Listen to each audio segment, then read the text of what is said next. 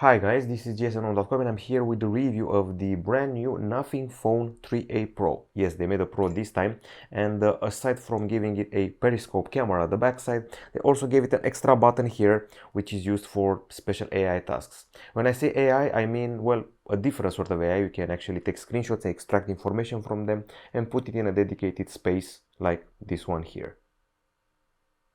Okay, now aside from that, we're dealing here with a mid-range phone, which is shown by the A particle in the name, and this one comes with a price tag of around $500. And the processor it's using here is a Snapdragon 7S Gen 3. We also have a rather large AMOLED screen, and of course the Glyph lighting up LEDs at the back side. So let's get straight to it. I'm going to start with the design. As usual, we have a glass covered, transparent looking backside, and also a rather large and generous camera module here, which protrudes quite a bit.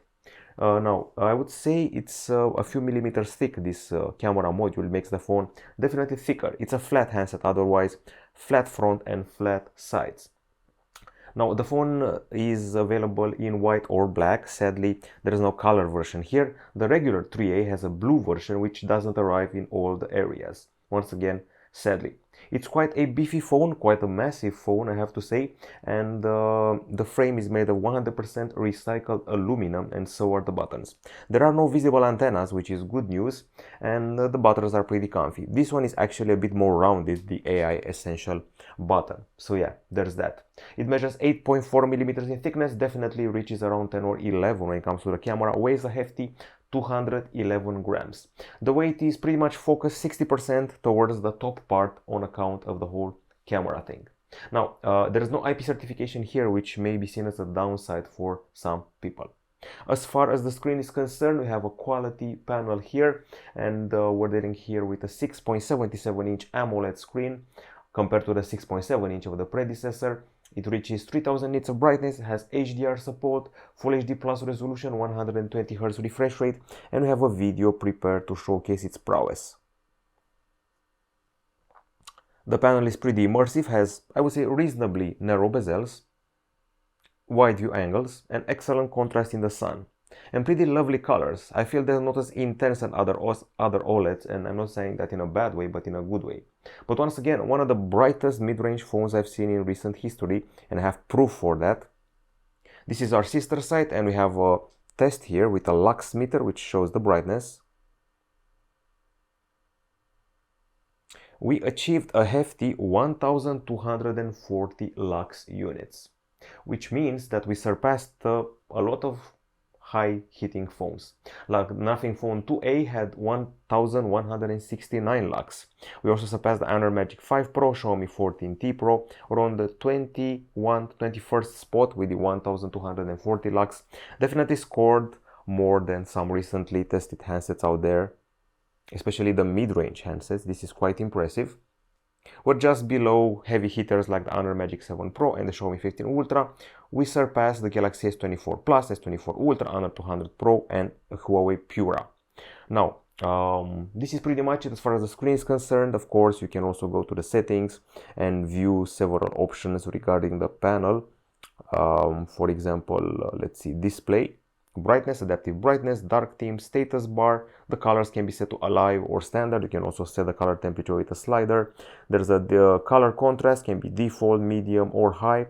There's HDR and refresh rate settings as well. Now, as I mentioned before, we can talk about the CPU that we have here, but I should probably show you the IDA app, which always confirms what CPU we're dealing with. Okay, so the Nothing Phone 2A and 2A Plus offered MediaTek processors, but now we have Qualcomm Snapdragon 7S Gen 3. It's quite a powerful 4nm CPU for mid-rangers, as you can see for yourself here, but maybe not as powerful as the 7G3. Adreno 710 GPU, and we also have a pretty generous config, which includes 12 gigs of RAM as well as 256 gigabytes of storage. There's also a model with 8 gigs of RAM in case you want to pay a bit less. Now, you can also activate a RAM booster feature. You can add an extra 8 gigs of RAM, of course, virtual.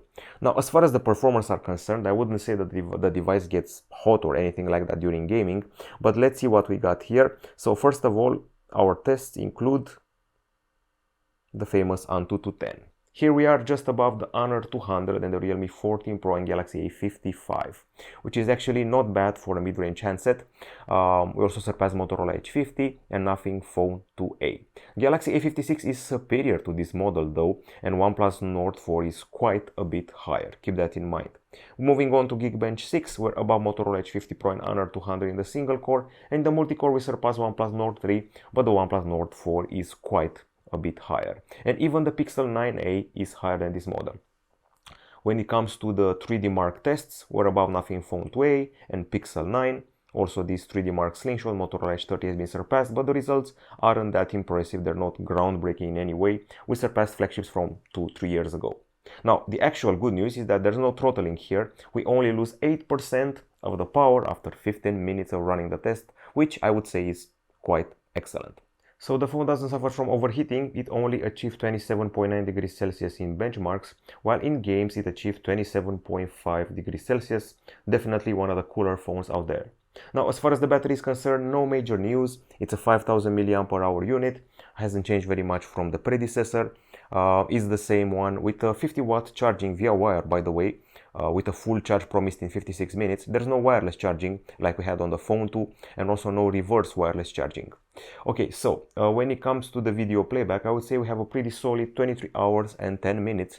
It's superior to the iPhone 16e, but the Galaxy A56 is about 1/4 of an hour higher than this one. We actually beat Galaxy S24 Fan Edition, which is not bad, and the Nothing Phone 1. By the way, the Phone 2a Plus had 23 hours and 38 minutes, so just a bit higher. Continuous usage is a bit more impressive with 17 hours and 5 minutes, which is on the 34th spot here. The Phone 2a had 17 hours and 30 minutes. As you can see, not huge difference from the predecessor and predecessors.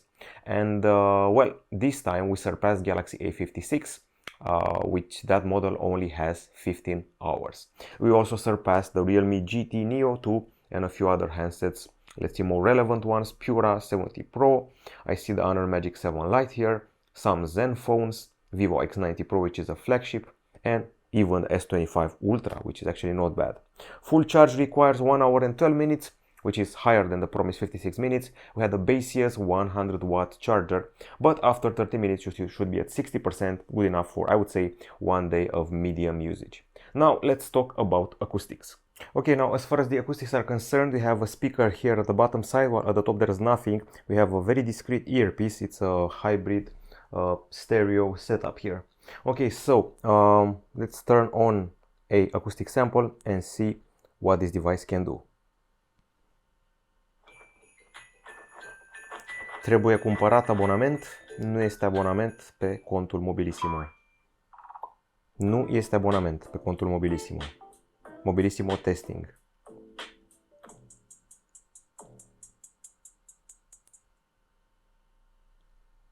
Tăiat.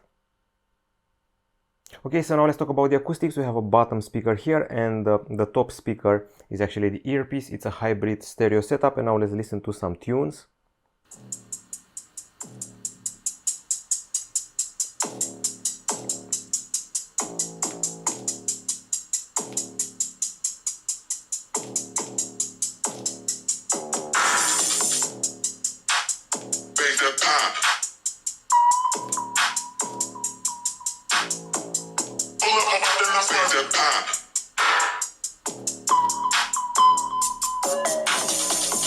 As you saw, the Glyph LEDs have lit up in the same pattern as the music, and as far as the actual impressions are concerned, I would say it's a rich acoustics, plenty of volume, quite a decent bass. I would say that you shouldn't exaggerate with the top volume. Distortion may appear especially in the high notes, in the treble department, while the bass delivers. Now let's see how balanced the speakers are, because usually the bottom speaker is more powerful than the top one. So we go here, we go to the volume power. We achieved 87.3 decibels with an acoustic sample at the top speaker and 89.2 decibels at the bottom speaker. It's quite a well-balanced result. The last phones I've tested had a big difference between them, something like 10 decibels. With this value here, we surpassed the Honor Magic 7 Lite and Honor Magic 6 Lite. Let's see which other phones. Also, we surpassed Xperia 1 Mark 6, Oppo Reno 13F, which is a more recent phone, but we scored below several models at the Galaxy A32, which you can see here, as well as the Moto G50, which is kind of old, and the Nubia Flip 2, just another example of a rather new phone. Okay, now as far as the multimedia is concerned, a decent 96.5 decibels achieved when playing the game Asphalt, and let's see who did we surpass here.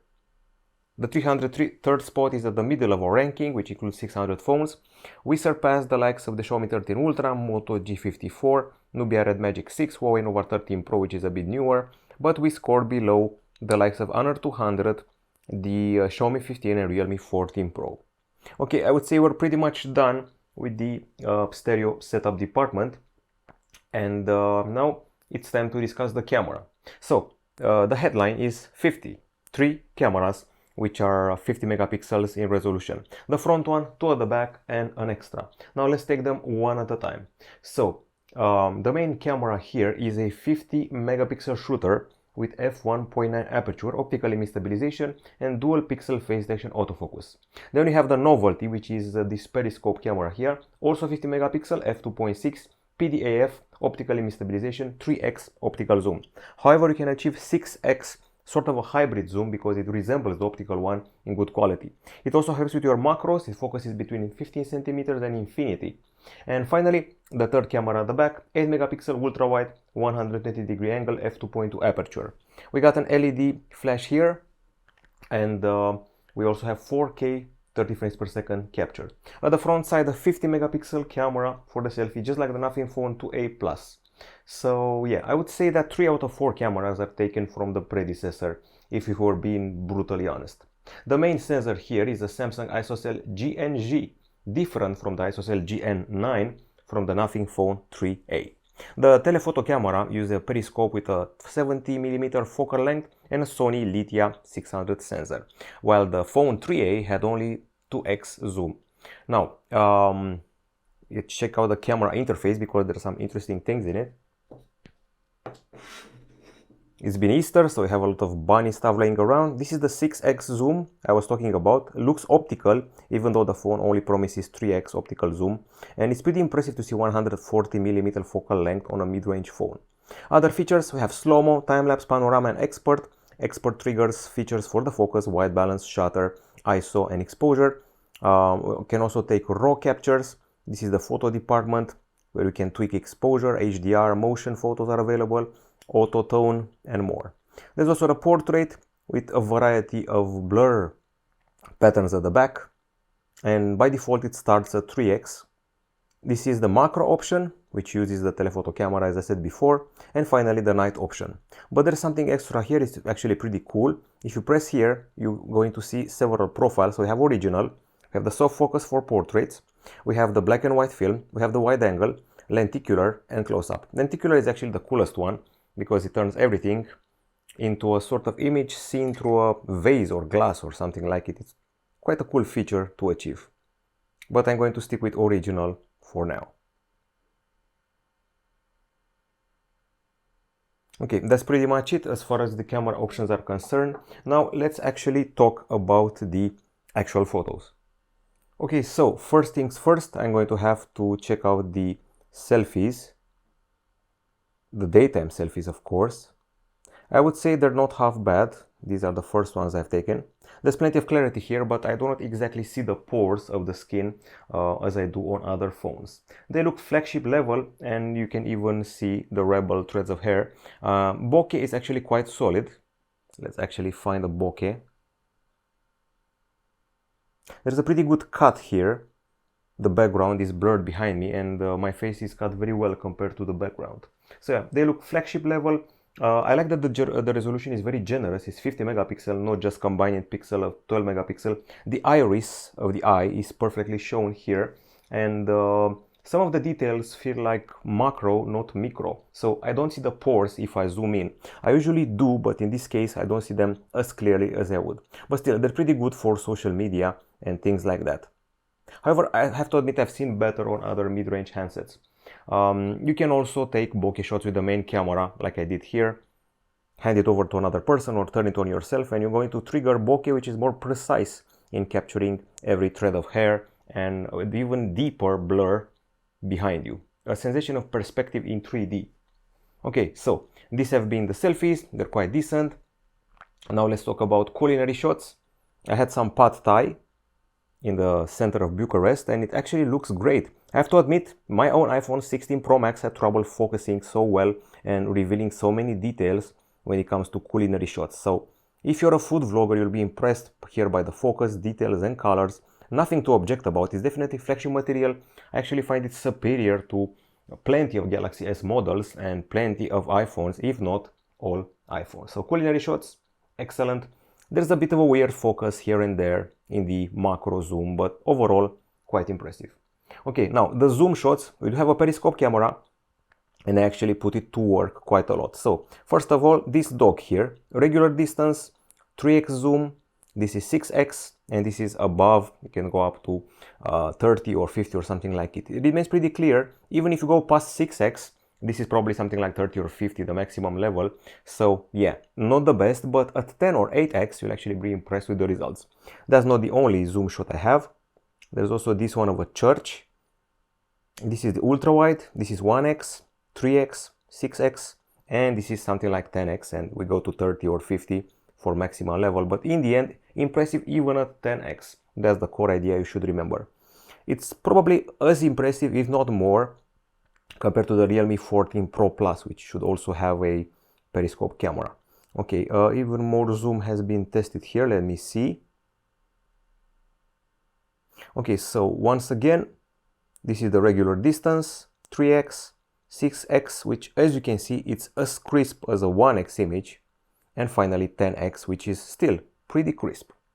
So zoom checks out quite fine. And now it's time to discuss other things. For example, the ultra wide shots. Let's go to the beginning. Okay, so this is a regular shot and this is the ultra wide shot. As you can see, the colors are a bit softer and some of the bits on the side may be a bit curved. I'm talking about the objects which get a bit curved. Once again, regular shot, ultra wide shot. It feels a bit more whitish and washed out, but once again, the details are quite fine considering it's an ultra wide camera. A regular shot, ultra wide shot. You get much more scenario and honestly the colors don't change that much. So yeah, sometimes it's darker, sometimes it's a bit whiter. It's actually very unpredictable, but I like that the objects are not hugely deformed. That's a good thing about it. Regular shot, ultra wide shot again. Here, for example, it feels a bit darker than the main camera.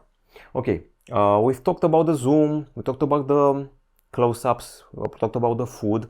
Now let's actually talk about the colors, the color calibration which we have here. We have plenty of colors, to be honest. Now the colors tend to be a bit cold in the shade and a bit saturated in the strong sun. For example, I was in the shade for most of these pictures between the buildings and things were fine in my book. If not, I would say a bit cold. However, in the full sun, like we had here, you can see there is definitely some oversaturation happening for the vegetation. This also applies in the park where there was plenty of sun. Let me show you. Like here, for example, the lawn is much more saturated than I would have liked it to be in the full sun. So yeah, that's one of the ideas to take away. It's a bit of an extreme camera. It's either cold colors or warm colors. Now, as far as the macros are concerned, I actually had trouble getting it to work properly because you're actually using the telephoto camera. It's counterintuitive. You tend to get closer as a real macro, but it's actually the telephoto periscope doing all the work. This is moss on a rock. It's impressive in detail, but you always have to calculate the proper distance. Otherwise, you see things happening to you like they happen to me, and you have missed shots. Missed shot, missed shot, missed shot, and finally I achieved what I wanted. So yeah, remember to calculate proper distance. These have been daytime photos, and now let's talk about the nighttime photos, and actually produce quite good ones. I only discovered the cool effects at night, played with the lenticular effect, and also triggered some beautiful black and white photos, such as that one here of a building. It's a bit more artistic if you want. Also a church during Easter. Yeah, so that's about it. Of course, some pretty good macros. I struggled to achieve those and calculate the proper periscope focal length, but in the end, I'm impressed by the results. And to be honest, the colors aren't half bad. I actually expected much worse from a mid-range phone. So having good colors at night is impressive. This is the ultra-wide shot, which is darker. Generally, your ultra-wide shots aren't very usable at night. Regular shot and ultra-wide. And the colors are so good that even the ultra-wide somehow delivers. Now, the lights may be a bit softer here and there. There may be some extra reflections people don't like, even a rainbow effect here, so you should take that into consideration. By the way, pretty solid selfies, maybe even a bit above my expectation. And a solid telephoto camera, as you can see for yourself here. So this is a poster on a building far, far away. 3x, 6x, 10x zoom on this JD store poster, which remains very clear on a very tall 10-story building in front of me. So yeah, surprising selfies, excellent night mode, which feels a bit baked in. This was a very dark scenario. I could barely see this toy here, and in spite of that, it's excellently shown in night mode and without night mode, still quite impressive. So overall, I'm actually more impressed by the nighttime shots than the daytime shots, which tend to either over or under saturate. Okay, so it's now video time. Let's take things one at a time. So this is the selfie video, which you have here. Okay, a bunch of ideas. We're dealing here with a pretty clear selfie video, I would say. Pretty well lit and a lot of angle behind me. I'm talking about the scenario behind me, which is quite generous, reminding me of the Pixel 9a. However, the saturation and exposure feels slightly exaggerated. Now, the face is pretty well kept in focus in spite of what I said before about the selfies. So yeah, the fluctuations of exposure are, well, weird at times. You can do some vlogging with it, but I would say that the exposure is a bit weird. Now, the focus had me happy, focusing on the foreground and on the background, alternating between them, feels quite fine. Although sometimes it takes a bit more to focus on what's real up close. And as you can already see from this video and from the other ones, if you're filming vegetation, you're going to find yourself with a lot of exposure. Like here, colors are oversaturated, the image is overexposed, the clarity may be fine, details may be fine, but be careful with the exposure, be careful with the saturation. I also tried out the stabilization in 2 attempts. There's this one here. We don't have any special stabilization option in case you're wondering. And to be honest, it's quite good. I'm descending stairs fast here. And another example, once again descending stairs, steeper ones these times.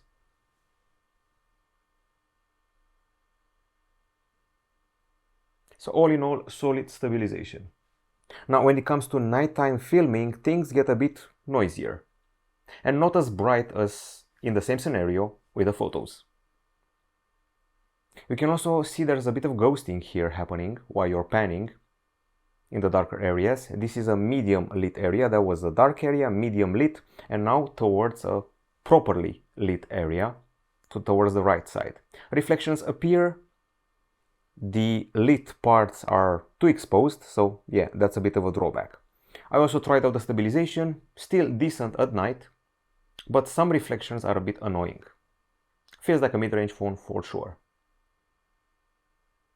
Okay, now when it comes to the connectivity, the phone pretty much provides everything, excuse me. You get 5G, you get Wi-Fi 6, there's a nano SIM card slot, eSIM support, there's Bluetooth 5.4 with A2DP, excuse me, GPS, Galileo, GLONASS, BDS and QZSS. NFC will take care of your contactless payment needs, and at the bottom there's a USB-C 2.0 port. I see that we've lost the NFC at 360 degrees of the predecessor, and the Bluetooth jumped from 5.3 to 5.4. There's no infrared here, sadly. The Chinese brands seem to have a monopoly on that.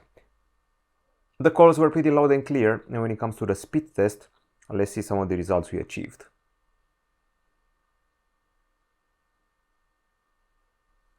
Okay, so these are the results. When it comes to 5G, we got up to 529 megapers in download and up to 56 megapers in upload, 56.3. On Wi-Fi, up to 744 megapers downloads and 757 megapers uploads. I would say we're doing quite fine, although I expected just slightly higher when it comes to 5G. Now it's time to discuss the software. This is obviously Android 15 with a Nothing OS 3.1 on top, and of course quite a bit of customization. You can see here all of this dotted interface seems to look pretty cute. Once again, as you can see for yourself, it's a custom job, but you can revert to the typical options. We have a Glyph interface at the back side with 3 main areas of LEDs, this one, and this one. You can see them lit up like this. This one will actually get filled up when you're listening to music and you're playing with the volume, and in other apps like the Uber coming or things like that. Basically things that require a progress bar will fill up this one. Of course you can customize it. There's also a specialized ringtone maker. You have here everything: ringtones, notification, Glyph lights, flip to Glyph, Glyph timer with a visual countdown. This is the composer that you can install and test out to make your own ringtone and your own way of having them flash before you. You can see them flashing right before your eyes. They're quite catchy. Some of them will consider them a sort of selling point. Okay, back to the customization area. You have music visualization, you have the bedtime schedule. You can turn them off while you sleep, and you can actually mess around with how potent they are from here. And these are the ringtones which you can select.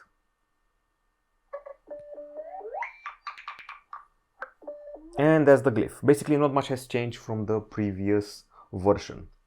You can set luminous signals for calls, for favorite contacts. You can also have a timer which reflects as a LED counter at the backside, which is quite useful if you're doing a practice and don't have time to check out the screen itself. And now I think it's time to address finally the brand new key here. This key triggers the essential space, and this is called the essential key. What it does is that it basically supposed to use AI to extract information. If I double press it, I can go to my essential space.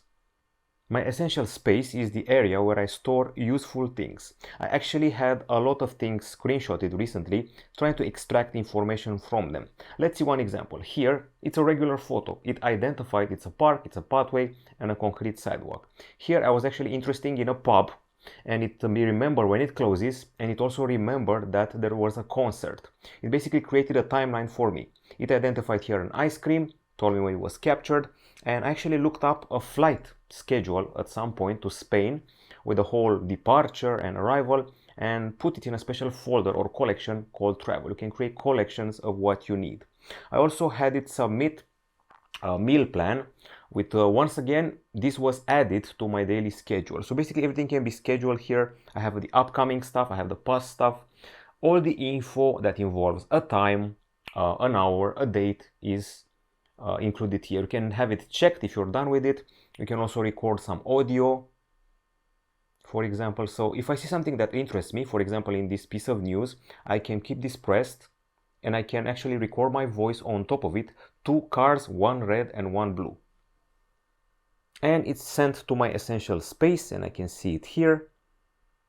And right now it's analyzing the latest.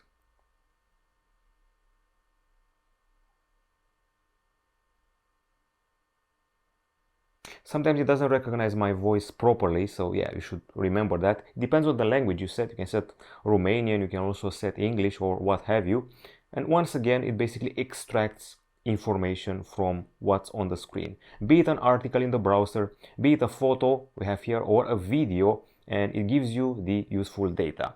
That's part of what it can do. I feel that it has to properly adapt for your language before it becomes totally useful. If you keep it pressed long, you can record a voice memo. If you double tap, you go to the hub, and if you press it once, you do a screenshot, and you can also add a text note to it to make it easier to find afterwards.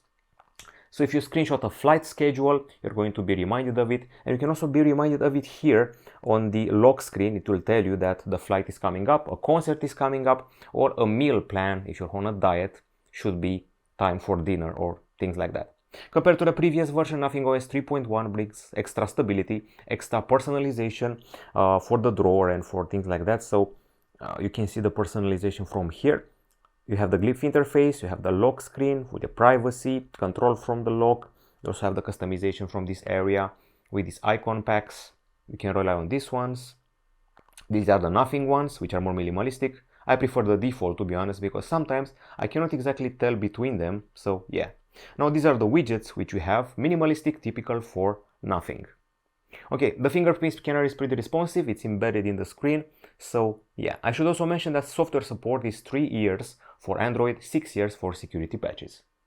And finally, it's time for the verdict. I don't know if I missed anything, but I definitely want to apologize for saying that the phone doesn't have IP certification. It does have. It's actually IP54, while the rivals have IP68 or IP69. Okay, so pros and cons. On the pro side, the Glyph thing has everybody being a fan of it. It's actually half of the selling point, this whole Glyph and the transparent backside. It's good for the geeky, nerdy public. The screen is very bright for a mid-range handset. Nobody can object about that, for sure. The backside covered with glass draws quite a few looks. Performance is okay, no throttling, no overheating. Satisfying battery life. I cannot complain about that too much. And aside from that, real stereophony, pleasant acoustics, pretty fine 5G connectivity as well as Wi-Fi connectivity. Enough customization when it comes to the LED glyphs. We have Gemini available here, by the way. Keep it pressed like this. It's your assistant, and you can even go ahead, you turn up the volume, and you can even go ahead and use Gemini Live and talk to it in real time and change the language and all that. And then you end your live mode. Of course, there's also circle to search, so AI is definitely covered with that regard. Okay, and aside from AI, we also have the essential space, good for remembering stuff and extracting info out of screenshots, even better than iOS does, to be honest. 3x and 6x zoom are excellent, pretty good video stabilization, satisfying selfies, efficient night mode, pleasant filters, and nice culinary shots. On the cons side, it's a rather massive phone with a protruding camera module. It's heavy and massive. Too bad you don't have more colors for the case. Slow charging, only 3 years of Android updates. The icons are frankly not my cup of tea. They're subjective, I know, but some of them are actually too big. I'm talking especially about the widgets and some of the actual app icons. Of course, you can decrease their size from customization, but the default is too big. The ultra-wide camera is pretty weak at night. The colors are too saturated in the sun, especially in the video department. There's a bit of work, I would say quite a bit of work, getting to pull off those nifty looking macro shots. I mean, I do have some nifty macro shots, but they were a ton of work to get, something like 5 missed shots. Microphones are affected by the wind. Selfie video aren't exactly memorable. It's only IP54 certification or IP68. The essential button isn't exactly handy here, if I'm being honest, and the essential space feels like a gimmick. Plus, no wireless charging. Now, this nothing has a huge advantage. OnePlus is no longer OnePlus. It's dominated by the direction of Oppo. If you're a geeky, nerdy, techie guy and you want to be different from the others, you're getting it for the back design, for the Glyph, for this cute dotted interface, and I would say that's pretty much it, plus the periscope camera, which went above my expectations. Better than the Realme periscope phones, to be honest. That's where the fight is at, the mid-range segment. Realme and Nothing are the only companies with mid-range periscope phones that I know of. At the end of the day, you're going to be buying it for its unique looks, for its Glyph, for its essential thingies, maybe, but definitely buy it for the periscope camera, lots of battery life, and also the very bright screen. Be advised, it's a rather hefty phone. That's it from us. Goodbye.